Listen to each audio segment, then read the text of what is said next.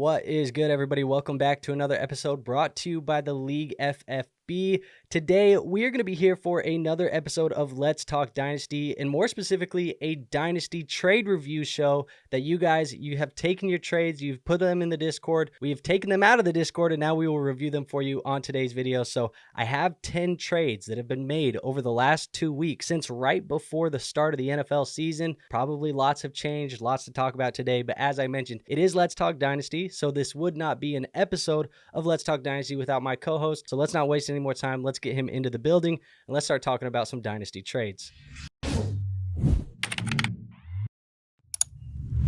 How we doing today? Hey, yo, we good. Let's do it. Dynasty trades, let's do it. Let's do it, man. So look, like I said, all of these trades have been basically made since the beginning of the season. At least that is the note that I left in the Discord. I said, please send me some trades that you have made since the start of the season. So, that's the context that we have. Hopefully people listen to that. But let's just pull up the first trade. We're going to start it off nice and easy. One guy that has been talked about quite often, Jordan Mason. So we have a 12-team Superflex half PPR tight end premium. The context that we have received is that Nick AV is contending. He says the 25 second is late because he is a contender. So we got Jordan Mason being purchased for a late 2025 second. How are we feeling about this? I guess this is going to open up a conversation about CMC. It's going to open up a conversation about Mason, and it's going to be, just general dynasty strategy. So how are we feeling about this? No, dude.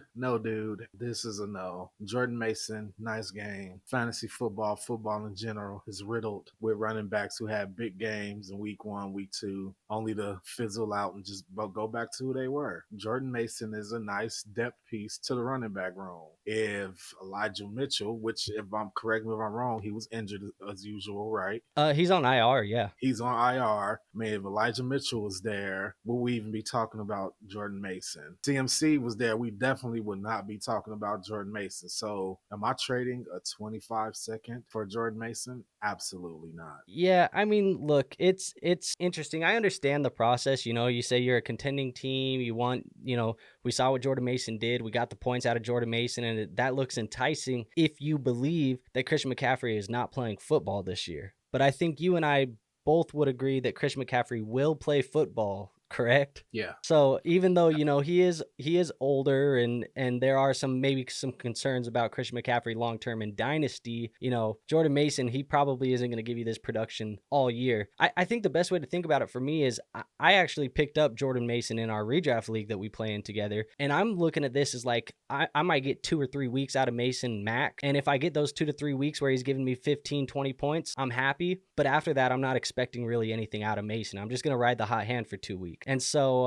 are you gonna want to give a 25 second for 2 weeks of production in week 1 and week 2 of your season? Probably not. Hell to the no. And I just think too, also, you look at next year's class, and not like we should be, not that we should be thinking about next year's rookie picks already, because so much is going to change between now. You have the college season, the combine, all of the stuff that's going to change ADPs. But the reality is, next year's class, the strong point of it is actually the running back room. So if you wanted another running back depth, you might be able to just get one in the 25 second round in that class anyways, because it is the strong point of this class. Yeah, absolutely. Not trading a second. I'm repeating, not trading a second for Jordan Mason. No. Yeah, I mean, it's a good sell high on Jordan Mason if you have him in Dynasty. The reality is, I'm probably not making purchases. It's not like awful. I'm not going to say he lost the trade by a mile, but the reality, because there is a world where Christian McCaffrey goes out and, re-aggravates something, and then you do have Jordan Mason for the remainder of the year. But it just feels like an unnecessary buy-in in a contending type of thing in week 1. We don't got to do that in week 1. I guarantee, Andrew, that if something were to happen and CMC was to sustain a season-long injury, I guarantee that the 49ers will seek running back help from somewhere in the league. They would not rely on Jordan Mason to be the bell cow for the entire season. No way. Fair enough. They'll get Kareem Hunt or somebody to come in there. Yeah, I mean, maybe. Who knows, dude? Anyways, that is our first trade there, and that is the talk of the town, Jordan Mason, Christian McCaffrey. Trivia quiz, and you may not actually, I might be putting you on the spot. I was gonna say, can you tell me who that wide receiver is on the right side right there? I was about to say, who that is? Colorado State. I don't know who that is, man. I was sitting there looking at him. He looked confused in the picture. I'm looking just as confused as he is. Like, who the hell is that? Torrey Horton. Keep an eye on Torrey Horton this college football season. I think he might be a second-round pick next year. Add to the list. There you go. All right, second trade here. 12-team Superflex, half PPR, and tight end premium. You got Rashee Rice being traded for Xavier Legette and a 25-second war. Talk to me. You're covering your face. What is going on here? What the hell is going on, bro? Am I being punked? Like, why are you trading Rashee Rice for Xavier leggings and a 25 second? First of all, I don't even think the Carolina Panthers even exist this season. Is that even an NFL franchise this season? I don't know who.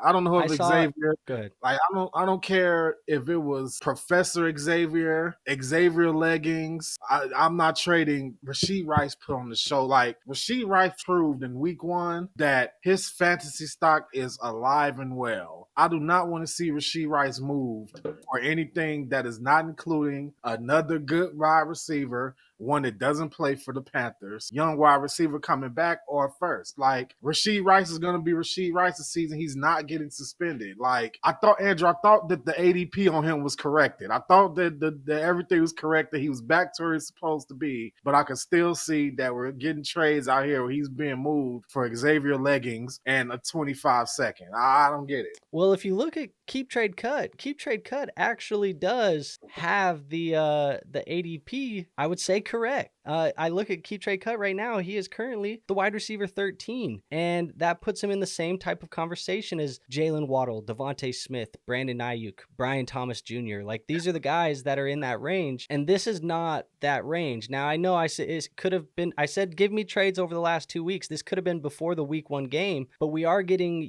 conversations here where I've seen conversations of, is Rashee Rice going to take the next step and kind of follow a Amon-Ra St. Brown career trajectory? Like, he is running the same type of role as Amon-Ra St. Brown there in Kansas City. Is he going to just get 10 targets a game? Is he going to get, 7 for 70 every week? Is this a guy that now, obviously, context that we know today, Hollywood Brown on IR, going to miss, they said not week, months. Yeah, months. He's done. Like, he's done. It's the Rashee Rice and the Xavier Worthy show here in Kansas City. That's what it is. And Rashee is the number 1. And so I agree. Yes. I think Rashee Rice, Legette and a second, it's not what I want. First of all, there's multiple ways that we could look at it. One, I think Rashee is more talented than Legette as a player. I think he's on a better team. I think his team will score more points. I think he has the better quarterback. I think he has the better head coach. I think he has probably the same amount of target competition as a guy like Legette. Like, I don't know, man. I'd rather have Rashee Rice. Rashee Rice just feels like a guy that, looking at it right now, obviously hindsight is 2020, but looking at it right now, everybody and their mama is going to wish that they bought low on Rashee Rice this summer. I know I did. I know I did. Dude, think about this. You traded for Xavier Legette. The Panthers very well could have the number 1 overall pick. They're for sure going to have a top pick in this draft. They might draft another wide receiver, because you said this is a great wide receiver and running back class, right? We know a running back's not getting drafted number 1 overall. That's not happening. Right. Man, it's a good wide receiver class. It's not great wide receiver class, but there's some talented guys at the top of it. And then Shador, whatever. And Bryce Young. I'm pretty sure the jury is almost out on Bryce. Like, they making a final argument. The jury is almost out on Bryce Young, man. He probably got like 2-3 more weeks to turn around. I'm pretty sure at this point they already thinking, all right, let's find out Shador's man, let's see if we can get Dion in here. Like, I'm pretty sure at this point they already talking about it. But the whole point is that Xavier Legette is not finna be y'all bona fide wide receiver. Whether they take a quarterback, a wide receiver or not, he's not the answer. The second is way more valuable than him. Like, and I ain't even worried about this becoming a receipt. Like, the second is more valuable than him. Yeah, man, Rashee Rice is a stud, dude. Like, the court problem is the only thing we have to worry about. Now we know he's not going to have to deal with that until maybe next season. Yeah, I'm good. And we're talking about Dynasty. A little, 4-game, 3-game, 6-game suspension ain't going to mean anything in the middle of a Dynasty, league. So whatever. I was laughing earlier when you said, are the Carolina Panthers even a team? I saw a tweet the other day. and it was, if the Carolina Panthers got dropped into the SEC, how many games would they win in the SEC? They'll win a lot because they got Bryce Young. so they'll win a lot in the SEC. He'll be Okay, like, Bryce gonna right, cook college corners, but he's not gonna cook an NFL corner. right. All right, fair enough. Look, I told Tyson today, for the people at home, they might know from the vlog now, but Tyson's my younger brother. I told him today, I said, I'm not going to lie to you, man. Bryce Young's looking real Zach Wilson-ish right now. Ooh, yeah, that's It's the way it feels, but whatever. Let's move on to our next trade here. Our next trade is going to be this trade here. 12-team Superflex full PPR tight end premium. The context we have is that team number 1 is in a rebuild. So they receive Marvin Harrison Jr. They give up Tank Dell and Devon Achane. So we got some young studs in this deal. Dell, Achane, Harrison. How are we feeling? Because Marvin Harrison, he had a pretty mediocre week 1. Achane, he looked like a fantasy football cheat code this year. Like he might be a league winner. Yeah. And Tank Dell, Tank Dell's going to be the wide receiver 2, 3 maybe in this offense. Whatever. He's going to be all right. But long term, we like Tank Dell in this Houston Texans offense. So how do we feel about Harrison for Achane and Dell in a rebuild? Okay, this is a decent one because I got shares of all these players. So these are good players. Honestly, I try not to be a prisoner of the moment, and you know how I feel. I would never trade a stud wide receiver for a stud running back. That's just not how. Especially Achane, as great as he is, and I have a share of him, and he's looking very beneficial. As great as he is, I kind of have to worry about him getting in. Like I don't know. Like we're recording these trades came in way before we're recording this video. I'm not gonna lie. When he was still in there after that team was getting blown out last night, I was like, please just take him out, please, like because he's an injury concern. Marvin Harrison, I don't know what kind of drugs people are on, like coming up with, oh yeah, his separation, he can't separate in the NFL and yada yada yada. I'm guarantee you'll be eating your words by the end of the season. So I'm taking the Marvin side all the way. I want to know what you think about Marvin in general. Actually, I mean, you haven't had a chance to actually talk about Marvin's first week, so yeah, I'm not worried about Marvin Harrison. Look, you don't go through a pre-draft process, you don't go through the draft cycle, you don't do all this prospect evaluation to then just change the opinion of a player after week 1. It's ridiculous. It's very ridiculous, especially when we're talking about like rookies and long-term dynasty fantasy football outlook. That being said, week 1, we wish there would have been a little bit more. I think we already kind of had a conversation in the group chat about how some major outlets in the space kind of spun a quote from Kyler Murray a little bit recklessly. It was not the way that they spun it. They spun it as if, like Kyler Murray said, it's not his job to throw Marvin Harrison the football. But the reality of what the quote was Kyler Murray was saying, it is my job as the quarterback to work my way through my reads, and it is the offensive coordinator's job to scheme our best players the football in the best situations possible. That's kind of the way that he went to talk about it. And that sounds way different than it's not my job to throw Marvin Harrison the football. Right. So I think people are panicking a lot on this. I'm not panicking. They were talking about,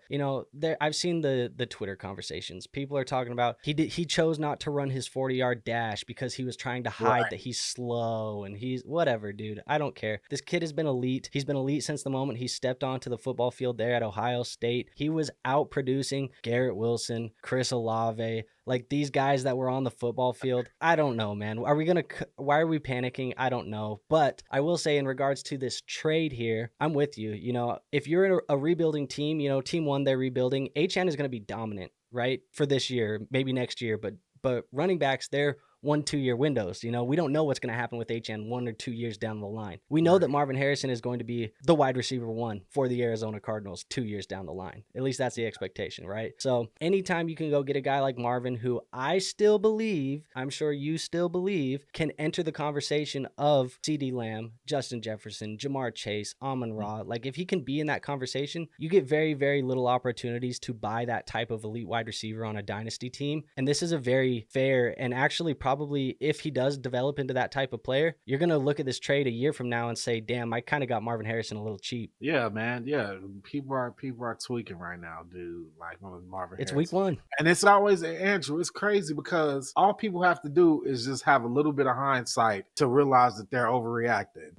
Aren't we like just a couple years removed from people worried about Jamar Chase in the first week? Like, oh, he's dropping the ball. He can't catch. Like, come on now. Like history shows goes, I wouldn't be surprised if Marvin cooks this week. Like, I wouldn't be surprised. Yeah, and just for people that are stressing, I challenge you. Go look back at, Justin Jefferson's rookie year and see how he performed the first 3 games. Just go look at his first 3 games as an NFL professional and then look at Marvin Harrison and tell me if you're worried. Because Justin Jefferson's first 3 games were he was a rookie wide receiver on the roster, and that was about what he was for that team. And then week 3, week 4, Justin Jefferson became Justin Jefferson, and it was end of story. Yeah, people should know, man. Marvin Harrison, Malik Neighbors, Brock Bowers did well. Like, you're going to have guys who were drafted at the end of the first, Xavier Worthy, who put up monster games in week 1 that people are going to trip over themselves trading. You're going to have fools who, after week 1, looking at Marvin Harrison, Caleb Williams, they're going to be like, oh no, I got to trade this guy. He's a bust. Like, just to steal a quote from somebody, I hate their guts, absolutely 100%. I hate their guts. RELAX. Just relax. It'll be fine. Yep, I agree, man. And a lot of these rookie wide receivers, I think it was almost like over exaggerated Marvin Harrison's week 1 because a lot of the rookie wide receivers did well week 1. Brian Thomas looked good. He caught the touchdown. Xavier Worthy, 2 touchdowns. Lad McConkey looked good. He caught a touchdown. Yeah. Like, all of these guys had good week 1s, and then Marvin Harrison didn't. And then it was like, oh shit, let's panic on Marvin Harrison. And it's ridiculous. It's whatever. Let's move on to the next trade. I will say too, though, if you are receiving the Achane and the Dell side, are you too disappointed with your return? I don't think it's that bad of a return. I just would rather have Marv. I like Achane and Dell. I just wouldn't do it. Yeah, fair enough. That's how I feel as well. So let's move on to trade 3. I think this is the 3rd trade. Speaking of Xavier Worthy, we got Puka Nacua being traded for Worthy, Javonte Williams, DeAndre Swift. It is a 12-team Superflex full PPR tight end premium start 10. Now talk about panic. Puka Nacua on IR. He's going to miss 5-6 weeks. It sounds like, Dynasty fantasy football lens. 5 to 6 weeks ain't shit. Don't matter. I think Puka Nacua is still good. Are you giving up Puka Nacua based off of the injury and buying Worthy, Javonte, and DeAndre? You would be very surprised that I haven't been the biggest Puka truther here. I would be surprised by that. Yeah, and you're asking me if I would take a trade with a Chicago Bear and DeAndre Swift, Javonte Williams, a guy who I've pounded the drum for and touted for the last I don't know how long, and Xavier Worthy, a player I've spoken highly about. Well, guess what? I'm going Puka Nacua. This is way too soon to pull the trigger on this kind of trade. I don't care if he's out 4, 5, 6 weeks. Puka Nacua is elite enough to where that return will be very disappointing for him. 2 running backs, a wide receiver that had 1 big game over the Puka's body of work over an entire season last season. Yeah, I'm definitely not doing this trade. I'm taking the Puka Nacua side all the way. I 100% agree. Look, I know we were talking about not overreacting to week 1. The reality is Swift, there's going to be better days. It didn't look great week 1. That Bears offense didn't look good week 1. Javonte Williams, brother, it might be over. It might be over. He's getting the same amount of snaps as Jaleel McLaughlin. Audric Estime's getting touches. Now Audric's on IR, but this is a bad football team in Denver. Javonte, I don't know. The reality is Puka Nacua, even though he got hurt, people are in the first half. He played 1 half of football, and he was almost into double-digit points in your PPR league, and it was a half of football. Like, I know everybody's going to look at Cooper Kupp and say Cooper Kupp is back. And yes, Cooper Kupp is back. I like Cooper Kupp this year. Yeah. That being said, though, Puka Nacua was still involved when he was on the football field. He's still going to be involved when he gets back on the football field. This is a guy who's proven it at the NFL level already that he's capable. Like, there was a conversation we were having in our group chat, with somebody in our league. And it was, they were saying that like Puka Nacua is going to have to earn his role back onto this team, like when he comes back, because he's a 5th round brother. We don't give a damn what round he was drafted in. This dude just broke every rookie wide receiver record last year. Sean McVay is going to put his ass right back in the starting lineup the second he's healthy.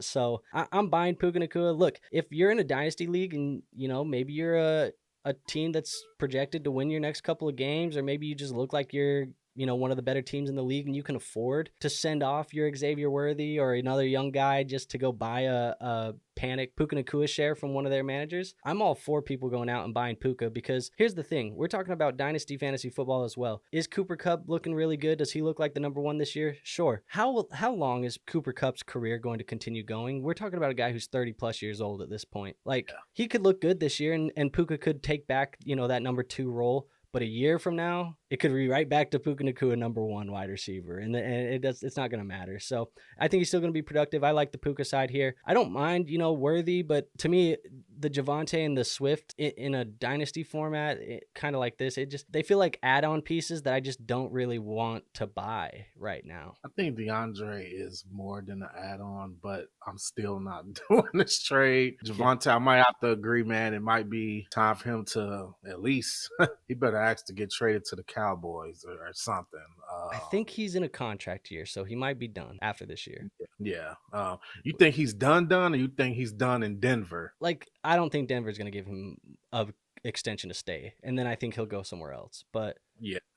Wherever that's going to be, I don't know. It's going to be tough, though, because if you really look critically at Javonte Williams' career so far, he really hasn't put anything on wax in 3 years of being a pro. And it's like all of the talk about Javonte Williams has been potential. He could do this, he could do that. He's young enough that he might have this type of upside, and then he just doesn't do it. And it's not necessarily all of his fault. Obviously, he had an injury, which was pretty bad. It cost him, almost 2 years. Then you have, a bad offense with Sean Payton and Bo Nix there. Not all Javonte's fault, but a lot of what Javonte's hype has been what ifs. And I think if an NFL team is looking at it, they might be like, we haven't really done anything yet, so maybe we'll bring you in as our running back 2, and you can try and earn the job. But Andrew, let's take our own advice here. It's only week 1. Let's see how it goes. Facts, but this is 2.5 years of Javonte Williams. yeah, it is. So whatever. Let's move on to the next one. That being said, though, I do like Worthy. I like his upside, but like I said, I'm going to take the Nacua side. Moving to this one, talk about another rookie wide receiver, Brian Thomas Jr.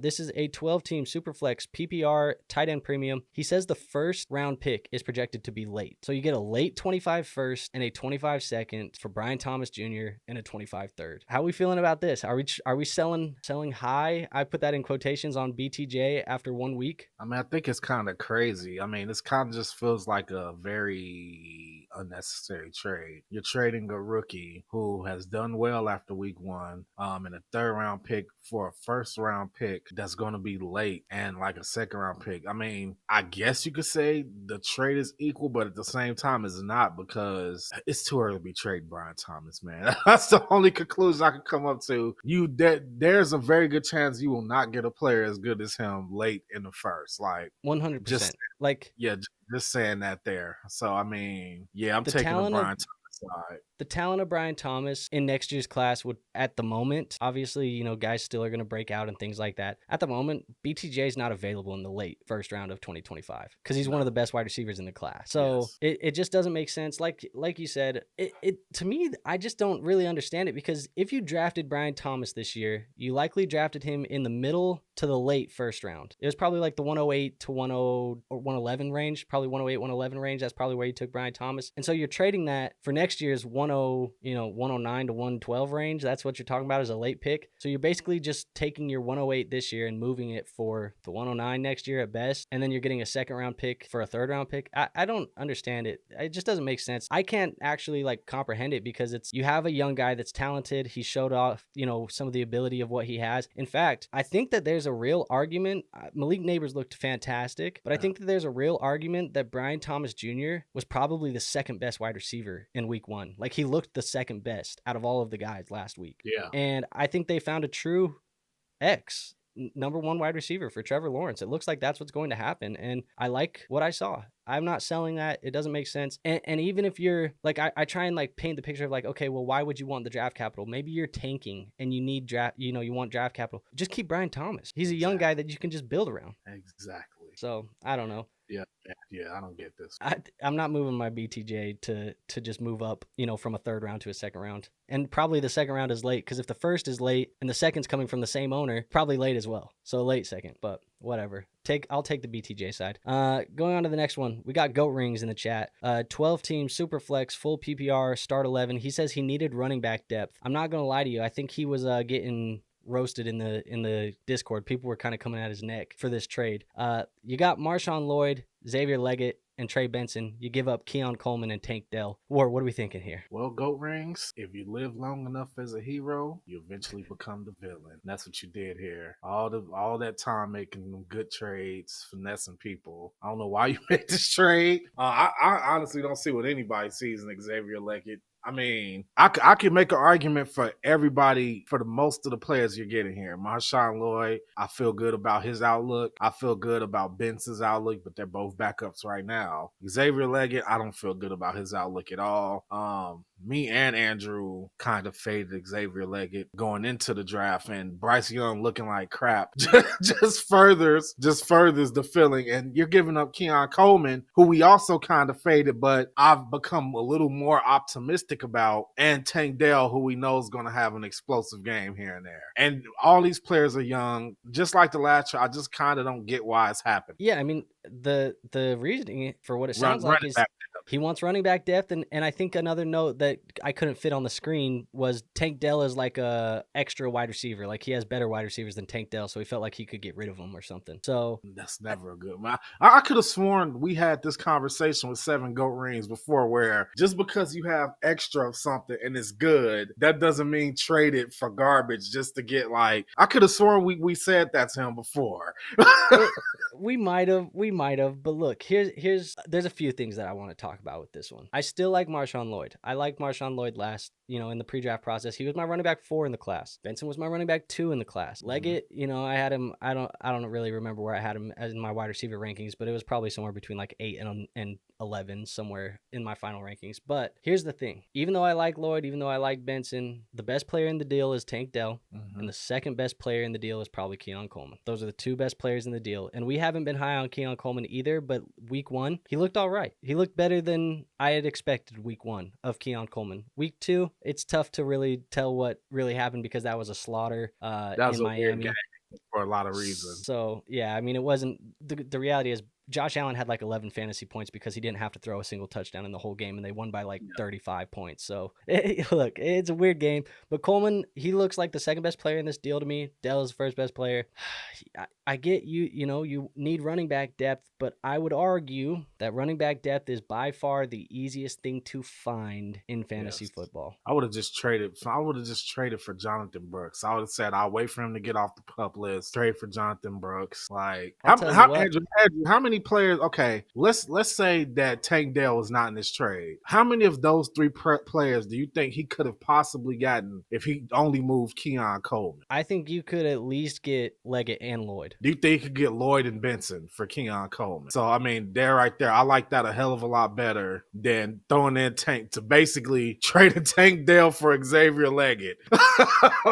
Yeah, I mean, yeah, if you really wanted the running back depth, you could have just went Benson and Lloyd for Coleman. Yeah, that makes sense. So, I don't know, man. It is what it is. I don't know. Sorry, Goat Rings. It is. We love you, Goat Rings, but damn, man. And we love Goat Rings for many reasons. He always is active in the chat. He's always giving us lots of trades. And the thing that I like the most about Goat Rings is he always gives us a ton of context. And when we have opportunities here like this where we don't agree with the trade, he doesn't get offended. That's what I love the most about Goat Rings. He usually wins the trades. Well, yeah. I mean, when you win 95% of the trades you put in the chat, yeah, it's hard for us to ever say we don't like one, but I guess this is one of those ones. So yeah, let's move on to the next one here. Got a little bit of a bigger trade. Your guy, Jaylen Waddle, in here. 12-team super flex, full PPR, tight end premium, standard settings. Amari Cooper, Kyren Williams, and a second for Waddle and Najee. How are we feeling about this deal? Am I allowed to imagine that Tua is still throwing to Waddle?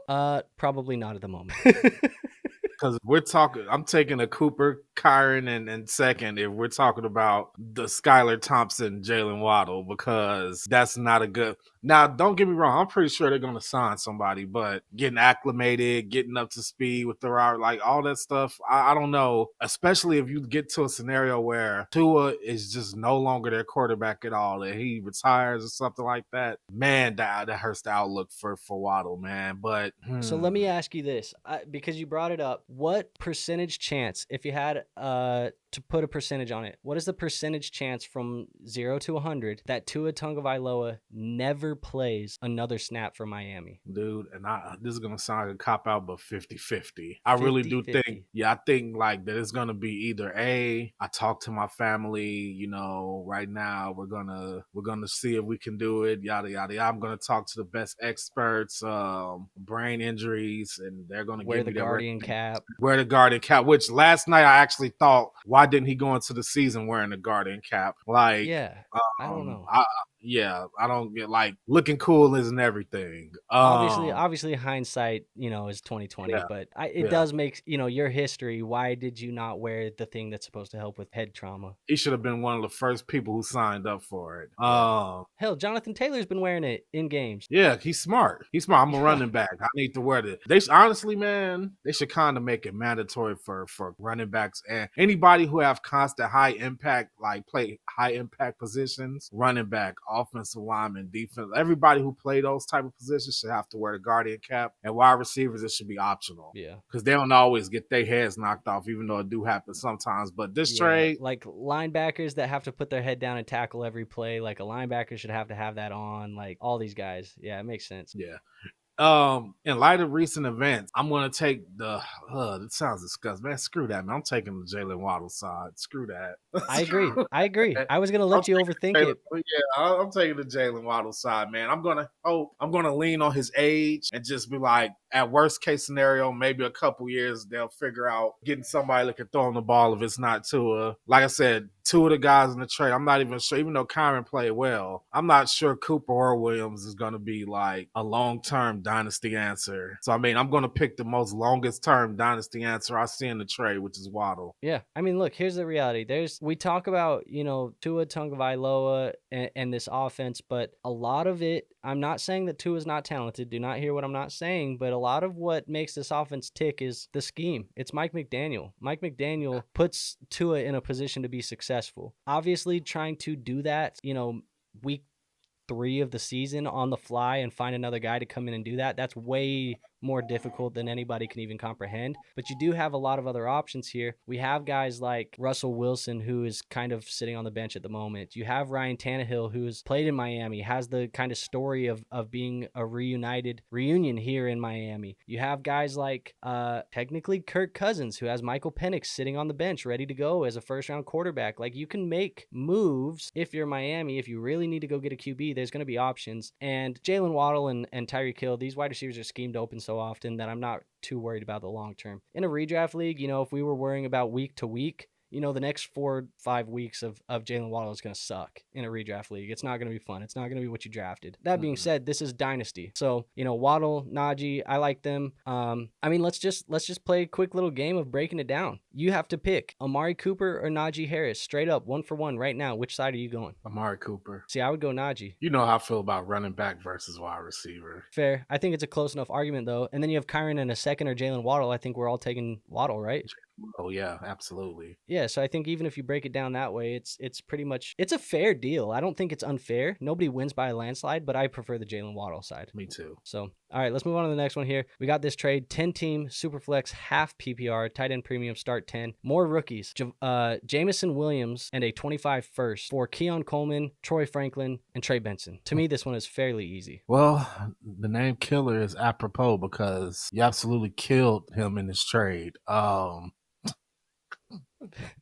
Yeah, actually killed him in this trade. There's a lot to put Jameson Williams to the side. Like I said, he popped off in week 1. We'll see if he can keep that up. That's just not the norm. It's not going to be the norm. Yeah, it's just the fact that this job. Okay, it's that first, man. That first is what makes it look. Because I can honestly say, even though I'm not going to say Jameson's not going to do that every week, I do think that performance has brought back some of the hope for Jameson. Well, you would agree with that, right? 100%. It brought back some of the hope for him because he went from flex guy to, okay, maybe he has that potential that we thought he had when he originally came in. So you taking that in the first. Trey Benson, like him, he's a running back. Troy Franklin did not look good in week 1. It's just 1 week, but damn. Franklin, I don't even think Franklin was active. Was he active? I think he was a healthy scratch. Yeah, I don't even think he played. Yeah, then Keon Coleman, we already talked about him. Yeah. But yeah, man. Look, I'm just gonna go to Jameson Williams side. I agree. And this is, I'm just gonna break it down like this, the way that I see it, and people in the comment section, I can already see them saying, well, you can't simply just break a trade down like this. I'm about to do it, so buckle up. Jameson Williams, Keon Coleman, equal. Cross them off. I think they're about the same type of value. I can agree with that. 25 first or Benson and Franklin. Are you fucking kidding me? Give me the 25 first. It ain't even close. See you later. Man. Killer, you killed him, like my guy said. It's over. Next trade. Anon. We got 12 team, super flex, full PPR, tight end premium. Now the context, needed a true wide receiver 1. He needed a true wide receiver 1. So he trades for Puka Nacua and Tajay Spears. He gives up Chris Olave, Kenneth Walker, and a 25 seconds. How are we feeling about that? You know what? One thing I can agree with him on is needed a true wide receiver, because I'm telling you right now, I'm slowly not starting not to like Chris Olave. I'm slowly starting not to like. He just seemed really pedestrian. A fine wide receiver too. He is such a fine wide receiver too. Yeah, man. And Walker, he's a stud running back 1 when healthy, and that's the big thing, when healthy. And then you got the second. I mean, honestly, this trade, God damn it. I'm taking the Puka Nacua side. That's not even where my hesitance coming. I'm trying to justify the other side. I'm trying to find some silver lining in the other side. Yeah. I think the value's on the other side. Well, I think Olave? you get more value with Olave, Walker in a second. I don't think you get better players though. Obviously, you get a better player with Kenneth Walker than Tajay. I think Tajay Spears at this point. I've been the Tajay guy. I think I kind of turned you into a Tajay guy. Feel good. And week 1, they really bell cowed Tony Pollard. It made me sad. I'm not gonna lie.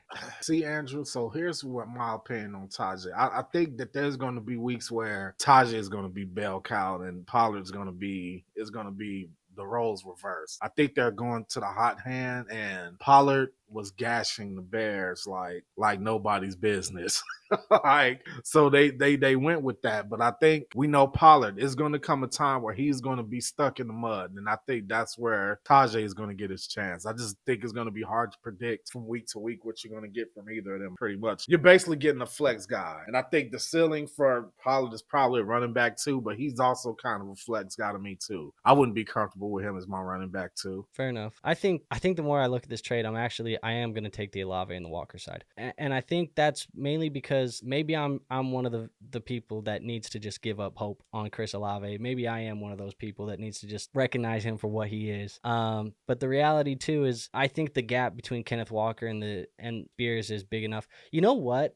The more I look at it, the more I realize there was no reason for that second to be thrown in. The second feels like if the second comes out, this is a fair deal.